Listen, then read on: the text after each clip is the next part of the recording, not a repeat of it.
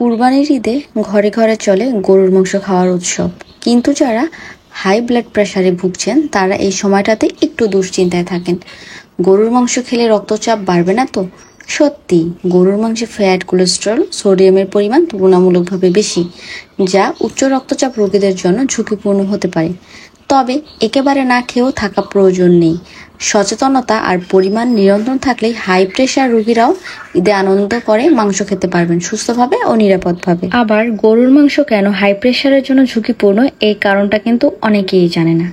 গরুর মাংসে চর্বিযুক্ত অংশে স্যাচুরেটেড ফ্যাট থাকে, যা রক্তনালীকে সরু করে দিতে পারে, ফলে রক্তচাপ বেড়ে যায়। উচ্চমাত্রায় কোলেস্টেরল, অতিরিক্ত কোলেস্টেরল হার্টের চাপ সৃষ্টি করে, ব্লাড প্রেশার বাড়ায়। সোডিয়াম বা লবণ জাতীয় খাবার, রান্নায় আমরা অনেক সময় বেশি লবণ, সয়া সস, গুঁড়া মশলা ব্যবহার করি, যা রক্তচাপ হঠাৎ বাড়িয়ে দিতে পারে। এছাড়াও প্রসেস করা মাংস, যেমন গরুর মাংস দিয়ে বানানো সসেজ, বিফ বল, কাবাব, এসব খাবারে প্রিজারভেটিভ ও লবণের পরিমাণ অনেক বেশি। এইগুলো নিয়মিত খেলে ব্লাড প্রেশার ক্রমাগত বাড়তে থাকে। হাই প্রেশারের জন্য যদি গরুর মাংস এতভাবে দায়ী থাকে, তাহলে কি গরুর মাংস একেবারে বাদ দিয়ে দিতে হবে? না, সতর্কতা ও পরিমিত খাওয়া অভ্যাস থাকলে হাই প্রেশারের রোগীরাও মাঝে মাঝে গরুর মাংস খেতে পারবেন, বিশেষ করে ঈদের মতো আনন্দময় সময়ে। মনে রাখবেন, খাওয়া একেবারে বন্ধ নয়, সঠিকভাবে খাওয়া দরকার। চলুন এবার জেনে নিই হাই প্রেশারের রোগীরা কিভাবে গরুর মাংস খাবেন। কম চর্বিযুক্ত অংশ বেছে নিন। গরুর মাংসের রান হলো তুলনামূলকভাবে ফ্যাট কম ও সহজপাচ্য। চর্বিযুক্ত অংশ বা বিফ ফ্যাট বাদ দিয়ে রান্না করুন। সেদ্ধ, গ্রিল বা রোস্ট করে খাওয়া উত্তম। রান্নার সময় খুব বেশি তেল, ঘি ব্যবহার না করে সেদ্ধ বা গ্রিল করে নিন।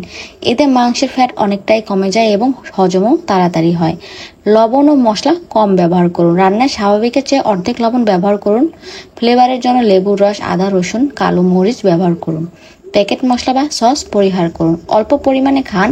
প্রতিদিন 50 থেকে 75 গ্রাম, প্রায় 1 হাতের তালু পরিমাণ খাওয়াই নিরাপদ। এর বেশি না খেয়ে 2 থেকে 3 দিন পর খাওয়া ভালো।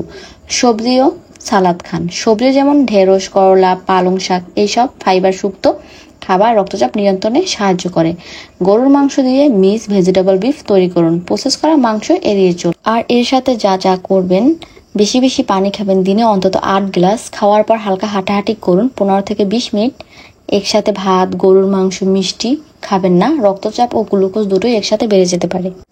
রাতের ঘুমানোর ঠিক আধা ঘন্টা বা 1 ঘন্টা আগে চেষ্টা করবেন রাতের খাবার সেরে নেওয়া এবং খাবার খেয়ে কিছুক্ষণ হাঁটাহাঁটি করে খুব সকাল সকাল ঘুমাতে যাবেন এবং চেষ্টা করবেন খুব সকাল সকাল ঘুম থেকে ওঠার। এবং সকালে ঘুম থেকে উঠে হালকা হাঁটাহাঁটি বা ব্যায়াম করতে পারেন, কারণ খুব সকালবেলা ঘুম থেকে উঠে হাঁটাহাঁটি বা ব্যায়াম করলে কিন্তু সবার স্বাস্থ্যই খুব ভালো থাকে। এবং চেষ্টা করবেন সকালের নাস্তায় মশলা জাতীয় খাবার এড়িয়ে চলার।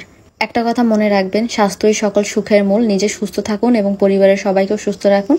আর হাই প্রেশারের রোগীরাও ঈদের গরুর মাংস উপভোগ করতে পারবেন, শুধু জানতে হবে কতটা, কিভাবে ও কখন খেতে হবে। সো আল্লাহ হাফেজ।